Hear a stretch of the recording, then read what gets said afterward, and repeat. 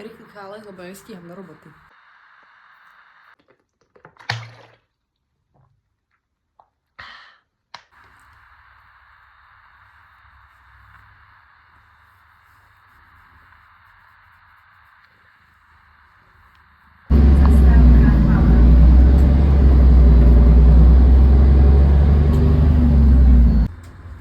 Poschodie 2.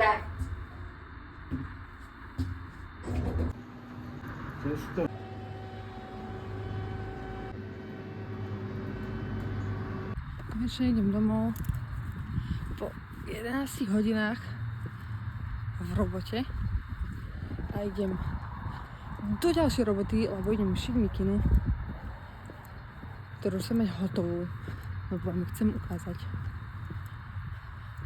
Tak verím, že už tento týždeň už dokončím a vy všetci uvidíte, lebo je po píči. Pauza niečo, ale ja napríklad sa na to vykašľam na 2 týždne a potom ma svrbí veľa dobré. Také vitamíny, ale najlepšie sa čísť. Ráno by ste mali byť v pohode.